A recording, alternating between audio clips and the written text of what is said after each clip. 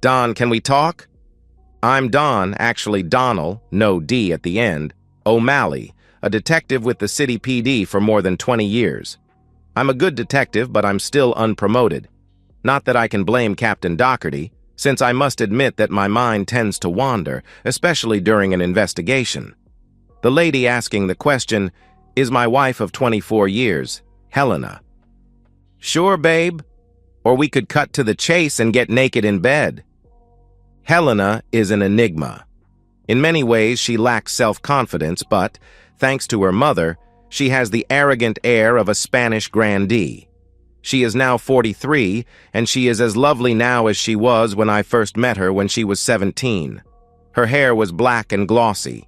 Then her skin was naturally beautiful, and her figure was slim. Now the hair color and gloss are the result of a weekly visit to the salon. Makeup has replaced nature as the source of her beauty, and she has stopped looking below the neck. Her breasts have remained small but have drifted south, and her bottom would look better on a much larger woman. Don't be frivolous, Don. Just getting naked isn't enough anymore. Our marriage has got a bit stale. I love you even more than the day Daddy walked me down the aisle, but we have lost the excitement. Anne says... Anne is Helena's best friend at work. If she ever appears on a TV quiz, her specialist subject will be divorce. She has gone through 3 of her own together with several assists. Recently, she has selected my wife to be her new wingman in her endless search for Mr. Right. I switch off while Helena continues to relay Anne's views on a happy marriage. Why don't we talk in bed? After we have intimacy, I ask, leering at her. Even if she was interested, she could not break the promise she made at lunchtime today. After so many years, even a lousy detective would know what his wife was thinking. I keep reading stories where a husband is blindsided by his wife's affair, despite the many clues she dropped. I detect the first hint. What Helena wants to say is that she intends to spend the weekend with Eric Spencer, a work colleague, young enough to be her son if I had impregnated her when we first met. She solemnly promised Eric that I was cut off from intimacy. It seems they play with a different deck. I thought a vow, as in marriage vows, trumped a promise. Don, I'm being serious. If you love me at all, please just sit down and talk to me. Well, I waited until we were married to get into your panties, so I suppose I can wait until we've chatted before we take the discussion to our marital bed, I magnanimously offered. I was in at the very start of Helena's romance with Eric. She and I were the other couple when Anne invited Eric to dinner in her apartment. It was obvious from the outset that Eric had no interest in his date, but was enamored of my wife. By the time we took coffee through to the living room, Eric and Helena were openly flirting, and Anne could barely contain her rage. I refused to be her consolation prize, and I think it was that made her determined to destroy my marriage. Don, you know I love you to bits. I fell for you the moment Daddy and I visited you in the hospital. More than anything, I want us to be together in our golden years. But you must admit that our marriage has become stale. She stopped and looked at me pleadingly. Over the years, I have tried to meet her more than halfway. She comes up with an idea and I help her develop it and achieve her goal. Most of the things that bother her are of no importance to me, like the color of the drapes or the hemline of her dresses. I stand firm on things that really matter, which usually centered around some scheme of hers that would have harmed or embarrassed our 2 kids. Now they have left the nest. There is very little need for me to intervene between Helena and her latest craving. It's true that I was in hospital when we first met, an unworthy hero.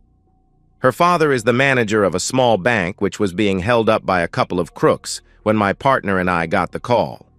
I was in uniform in those days, so we rolled up in black and white. I was making for the door of the bank when the bad guys came out, saw the patrol car, and began shooting.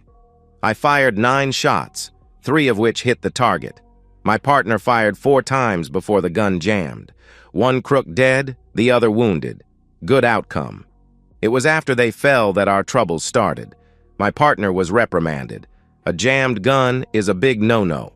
I had fired from behind a parked pedestrian car. I had no idea the driver was in the vehicle until he opened his door and knocked me over, so I banged my head on the pavement. I was being treated for concussion when the bank manager visited, bringing his 17-year-old daughter. He was running her to dance class, but she refused to stay alone in the car while he made the duty visit to the officer who had saved the bank's cash. I blame your work. We used to talk all the time and then rush upstairs. If you smiled at me like you do at that Eric guy, I'd be as hot for you as I was on our honeymoon. I answered. I had been enjoying winding her up with my irrelevant remarks, but I really needed to get this show on the road. Both Helena and I had agendas for this discussion. She wanted me to accept her weekend of intimacy as a prelude to an affair. I wanted her out of my life for good. Eric had bought the tickets for a spa hotel, which was her reason for urgency. I had resigned from my position with the police department and was moving 500 miles west at the end of the week. The difference was that I knew every detail of her plan, and she knew nothing about my intentions. Why would you mention Eric? I hardly know him. It's you I love, Don, and I want to make sure our marriage lasts and doesn't just sink into the sand. The metaphor of sinking into the sand is in Helena's DNA. Her mother, Isabella, has constructed an alternative reality conjured out of romance novels about Spanish nobles. Her father, like her husband, was a bank manager who, while he didn't reach the heights, earned enough to keep his wife and daughter in the style of the Spanish court at the time of Christopher Columbus. Isabella convinced herself and her daughter, my wife, that the family were of royal blood, cruelly deprived of their inheritance by wicked cousins. Life must have been scary in medieval Spain, with every other noble child being kidnapped by aforesaid wicked cousins and left in the forest to be a snack for wolves. There seems to have been a steady trade in millers and foresters, collecting such infants and raising them as their own. Living in this unlikely world blurred the lines for Isabella. Any means that led to the desired objective were legitimate. I first suspected on my wedding day that not everything Helena and her mother said was strictly true. When we met, Helena had magnificent black hair that reached her waist. After we were engaged, I was allowed to stand behind her in her parents' living room, brushing her shiny tresses while she watched TV and chatted with her mom. That was as intimate as we got since she had vowed that she would be chaste on her wedding day. I found out that was a lie a year after our second child was born. It was another year before I became aware that she made decisions without even thinking of consulting me. From then on, my love died, and I remained for the sake of our 2 kids. Have I got the name wrong? I politely inquired. I understood you were spending the weekend with Eric Spencer at the Heyday Hotel and Spa. Helena's face flushed under her makeup, while her mouth opened and closed much like a freshly landed fish. I was in a bar with a colleague when my youngest was nearly 3. We had got on the subject of health costs, and I noted the huge increase in the cost between the births of my 2 daughters. He had not noticed a similar change in very similar circumstances. The next day, I checked the detailed bills from the hospitals, and there it was, in black and white. Tubal ligation. Both girls were born by cesarean section. Helen had decided to have her tubes tied without mentioning it to me. It would have been less of a blow if we hadn't discussed contraception during her pregnancy. I offered to have the snip, which Helena rejected with horror. I need you to be a man. Can you picture the derision of a fighting bull trotted out to meet the matador without his cojones? She called off any further discussion until she had consulted her mother. When we resumed relations after the birth, she assured me that the problem was fixed. There was no sign of an insert, so I assumed she had an IUD or was taking the pill. It's not like you think, Don. Just let me explain so you understand that it has nothing to do with my love for you. She recovered more rapidly than I expected. I guess she expected she would have to explain this and had probably rehearsed her reply with Anne. It's mainly to support Anne. Like that dinner date we had with her and Eric, remember? Getting her tubes tied wasn't the first unilateral decision. On our wedding day, I was astonished to find that Helena's beautiful hair had been cut to a brief bob, barely reaching her ears. I promised it to Father Liam as a wedding gift. Why not tell me? I was astonished to find that natural hair of that length was almost as valuable as gold ounce for ounce. Later, when her mum got smashed, I heard another version. Long hair was part of the battery of devices to catch a husband. Once I had exchanged vows, there was no longer a need for long hair. You men have no idea what a pain it is to manage the stupid stuff. Shouldn't it be you and me with Anne and her beau? Perhaps she's hoping you flirt with the new man and leave Eric to her. She was certainly mad with you for flirting with him at the dinner party, I answered. Father Liam turned out to be interested in more than Helena's long hair. When my youngest was almost 2, he was brought into the station in handcuffs, a victim of a mixed marriage. The mother had been a member of the Good Father's flock since childhood and had attended his confirmation classes. Her husband was not a Catholic and did not understand the need for the father to use his ancient prick for spiritual guidance. Father Liam acknowledged that he might have broken civil law, but he pled not guilty since he was obeying God's law.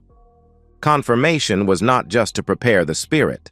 A girl had to learn to become a woman able to care for her husband, keeping the family together and raising lots of little Catholics. Neither oral nor penetrative intimacy was natural, and so had to be taught. Emotions can run high, so the safest teacher was the parish priest, sworn to celibacy. His defense might have swayed the jury until a grandmother was interviewed by the police. She, her daughter, and her granddaughter had all been confirmed by Father Liam. She acknowledged that in each case the purpose was to prepare the girl for marriage. All went well until the interviewing officer asked her if she had enjoyed the intimacy. "It's the best intimacy I've had in my life, and I've buried 2 husbands. I've been back often so the father can give me a refresher course." Her lawyer objected, but the damage was done. All the while I had been repressing my sexual urges, fobbed off by brushing her long hair. Helena was having twice-weekly intimacy romps with a celibate priest 50 years older than her. "Donnie, honey, it's all for us. I've been a wonderful wife and mother, and I have every intention of continuing to be so. I've run out of ideas for pleasing you in bed. This weekend with Eric is simply to widen my perspectives. It means nothing. I hardly know him, but he is young and enthusiastic. I will come back on Monday full of new ideas. We'll both benefit, my love. I haven't loved my wife for 18 years, but I still care for her, so I checked out Eric before I decided to dump her onto the poor sucker. He has never been married, although he has had a number of serious relationships. They all foundered in his relationship with his mother. His father died when he was about 4, after which Mommy became father and mother. He left home to attend college, but moved back in with his mom after his freshman year when she sold up and bought a house within walking distance of the campus. When he was promoted about 8 months ago, he had to move and has been living ever since in a studio apartment. Officially, he is searching for a suitable property that Mommy can buy so he can move back in. Reading between the lines, he is in no hurry. He has had several dates with work colleagues, and it now appears that he has everything he needs. Helena is almost as old as his mother, but, unlike Mommy, she is sexually available. "I don't feel comfortable with this arrangement," I said, looking her straight in the eye. This was a critical moment when I would need to choose my words carefully. "It's not fair." Fair is the key word. In Helena and Isabella's world, fairness is everything. They are, at least in their own opinion, Spanish nobility, noblesse oblige, and all that sort of thing. A Spanish hidalgo will die of disgrace if he behaves unfairly. Helena reached across the table to stroke my hand, thinking that I felt I was being treated unfairly. "Eric seems a decent young man, and it is not fair for you to have animal intimacy without feelings. If he means nothing to you, why not buy a vibrator?" This is a direct hit on the foundations of her dream world. Love is the ichor of life, circulating in the soul as blood flows through the body. Intimacy without love is dirty and unacceptable. "I think I should talk to Mummy," she whispered, looking very disturbed. I crashed my fist on the table between us. Not this time, Helena. This is between us, here and now. Do you have feelings for Eric or not? My heart rate had risen. Smith warned me that I was running my head into a noose, but I was confident that I knew Helena well enough to get this right. I could have left her a note with my wedding band and slipped away without risking this confrontation. That would have crushed my wife. I wanted to offer her an alternative that would allow her hope for the future and preserve her dignity. She had been conditioned by her mother and her parish priest. She had been a good mother, and thanks to Father Liam, an enthusiastic and inventive companion in bed. I'm so sorry, Donnie. You're right, of course. I do have feelings for Eric. I still love you more than anything. More than Eric, I'm sure. At first, I felt motherly towards him. This was the first time, really. He had been away from his own mommy, and I thought he was missing her. We've been lunching together every day, and it turns out that his feelings for me are not at all maternal. I was shocked at first, but gradually my heart opened to him. This weekend away is to give me the chance to see if what I feel for him is more than pity. Whatever the result, you will always be first in my affections. I will gently persuade Eric to pick someone who is available. He is very young, Don. I was born in America, but I'm Irish on both sides, so I'm an incurable romantic. I can understand Helena's feelings for Eric because I have to be in love to be able to function properly. When I fell out of love with my wife, I fell in love with a colleague. We were lovers for several years before her biological clock began ticking. She insisted that I get divorced, but I couldn't leave my children. My lover dropped me and married another detective. She offered to continue the affair, even saying I could father her children, but that disgusted me, so I dropped her. After a few lonely years, I met Smith Shirley. She's heard all the jokes about having her first and last names reversed. She is a doctor of psychology teaching at the university, with a part-time role as a police psychologist. She took the police job to get material for academic papers to enhance her chances of tenure. Her big project was a study of the psychology of detection. She had been in the post for about a month when we fell in love. This weekend away is almost the worst thing you can do. Whatever feelings you have for Eric will develop in a hothouse atmosphere very different from real life. We've enjoyed many good times like the spa break, but we've also been through the bad times. You're not giving him the chance to see you in a relaxed, everyday situation. There must be a better way of exploring your developing feelings.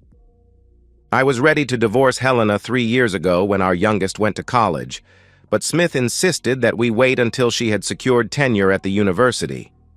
In that waiting period, her biological clock has been getting louder and louder.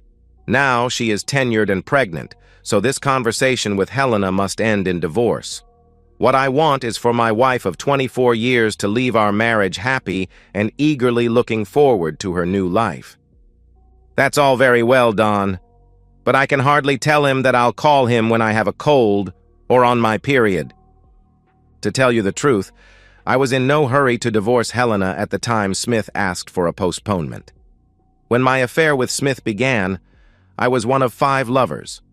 She was sharing her bed with another 3 detectives and a graduate student. She was still gathering evidence for her academic paper on the psychology of detection and was using pillow talk to extend her knowledge of the subject. Once the paper was drafted, she dropped the other 3. The grad student was part of her mentoring duties, and the present guy was one of a succession. She dropped them once their thesis was accepted or passed or whatever they did with it. I didn't mind the infidelity, but Smith proved to be as economical with the truth as my wife. There was at least a suggestion of jumping from the frying pan into the fire and leaving Helena for Smith. Of course, I couldn't ask my lover to be exclusive while I was sharing a bed with my wife. I was thinking about Eric's tiny flat, Helena. It reminds me of how we started off. I reached out and held her hand, giving her a fond look. In fact, there's a lot in common. You and I didn't have intimacy until we moved into that flat, just like you and Eric. It was while we lived there that we really built the relationship that has lasted almost a quarter of a century. I can't help feeling that you and Eric deserve the same chance to explore your feelings. I squeezed her hand and gave a theatrical sigh. Happy days. Smith is a great planner. When the baby arrives, I will be retired and will become a house husband, mainly responsible for the development of the infant for the next 20 years or so. All we've been waiting for was the indication on the stick that confirmed pregnancy. Now that the starting pistol had been fired, so to speak, the timetable was set. Helena had to go, and I had to retire from the department, which I had already done. Captain Doherty had been particularly helpful. It sounds wonderful, Don, but is it fair to you? After all, you're the man I love. Checkmate in 3 moves, I think. You're very sweet, Helena, but the alternative is for your possible romance to drag on for months. Far better to leave now and live with Eric for 3 months as husband and wife. By that time, not only will you both know how you feel, but all of us can work out the relationships for the future. It's not a perfect solution, but it will minimize the hurt. I had packed everything in my truck earlier so I could make a quick getaway even if Helena didn't swallow this pile of bull. If you're sure, Donnie, but when could we do it? I took both her hands in mine. No time like the present? Would El Cid have delayed? El Cid is a Spanish hero who expelled the Moors. I helped her pack what she needed, and she was ready to leave in less than an hour. There was one minor dispute when I declined to meet Eric. She wanted me to shake his hand and explain everything to him. I used the "if you loved me as much as I love you" gambit. This is hard for me, Helena. I'm afraid that I will break down if I see you and Eric together. I promise that I will sit with him in 3 months when we settle the future. I was afraid that Eric, who is a really nice guy, would go all noble if he met me and refused to take Helena off my hands. When she had gone, I prepared the house as you do for a holiday. I unplugged all appliances, opened the freezer door, and emptied the fridge. I loaded all the garbage into my truck, stopping at a dumpster on the way to Smith's condo. I drove into the car park of an abandoned strip mall, the headlights picking up the unmistakable sight of the captain's official vehicle. Driving out again, I passed the condo, lightly blowing the horn as I passed. From there, I turned onto the street leading to the Interstate West, leaving Smith in my rear-view mirror. Smith's plan for me to raise her infant had one serious flaw from my point of view. She did not want my sperm to impregnate her. I was reliable, trustworthy, and easily manipulated, all the qualities she wanted in the man who would raise the infant. She also wanted the sperm donor to be a virile alpha male. For the purposes of conception, she had chosen Captain Doherty. I was on my way to Sacramento to start a new life as a partner in a successful private investigation agency. Do you remember my partner whose gun jammed? She left the force soon after, moved west, and built the private investigator agency in Sacramento. We had been an item before the bank heist, after which I dumped her to court Helena. Emma and I met at a convention in Las Vegas 2 years ago and found that the spark between us reignited into a warming blaze. It's a pity that Helena and Smith had to be signed. And so, we've reached the end of today's story. Was it what you expected, or did it take a twist you didn't see coming? I'm curious to hear your thoughts. Share them in the comments below, and let's get a conversation going. If this story kept you hooked, make sure to hit that like button. And if you're new here or just haven't subscribed yet, now's the perfect time to join our community. I bring you fresh, captivating stories every day, so click that subscribe button and turn on notifications so you never miss out. Thanks for watching, and I'll see you in the next one.